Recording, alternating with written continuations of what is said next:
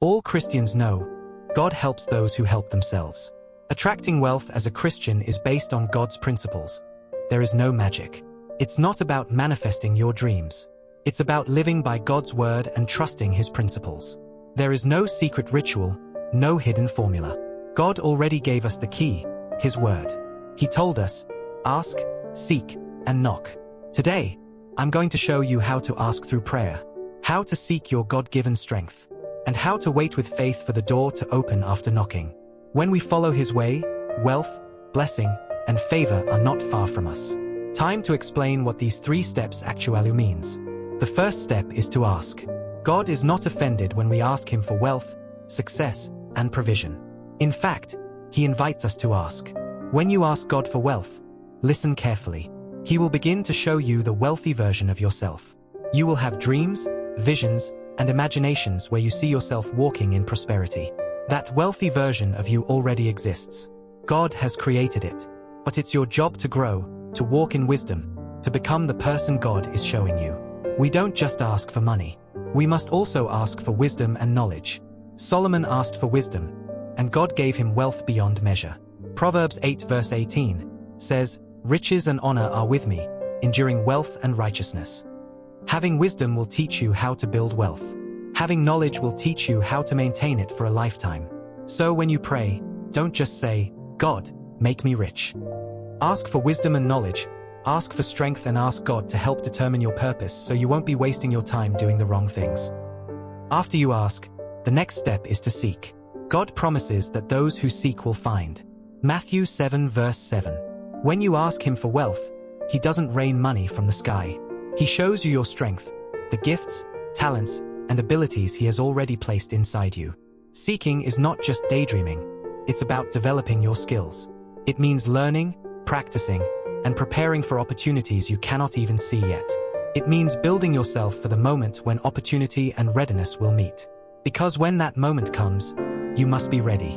There's a saying, it is better to spend 2 days sharpening your sword than to spend 2 days swinging a dull sword at a tree. If you are sharp, the tree falls with one blow. If you are unprepared, you waste time, strength, and energy. It's the same with building wealth. Seek your gift. Sharpen your skill. Prepare in silence. Because the time is coming when God will call you forward. And when that door opens, your preparation will speak louder than your words. Proverbs 22 verse 29 says, "Do you see a man skillful in his work? He will stand before kings. He will not stand before obscure men." The final step is to knock.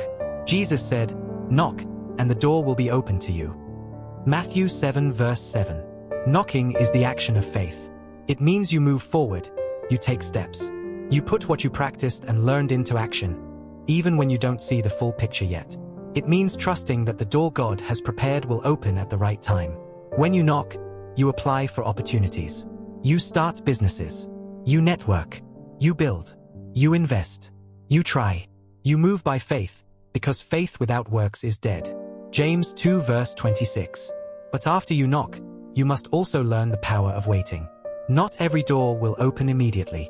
Some doors take time, because God is preparing you, protecting you, or setting you up for something bigger. And remember, God's time is the best. Isaiah 60 verse 22 says, "When the time is right, I, the Lord, will make it happen." Wealth does not always come overnight.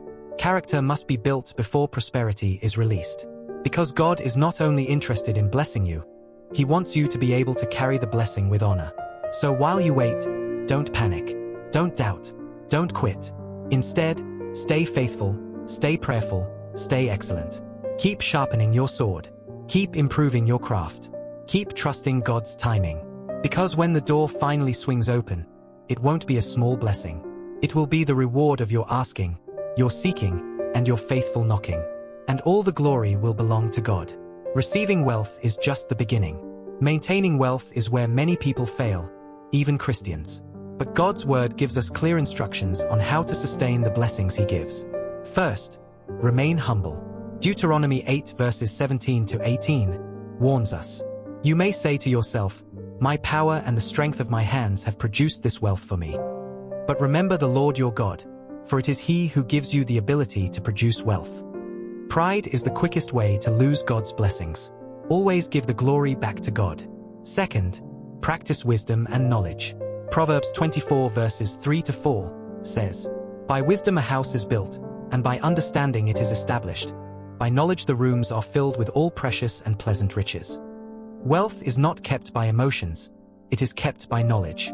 Learn how money works. Study. Seek financial wisdom.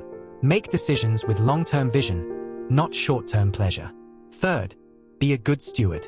Luke 16 verse 10 says, "Whoever can be trusted with very little can also be trusted with much."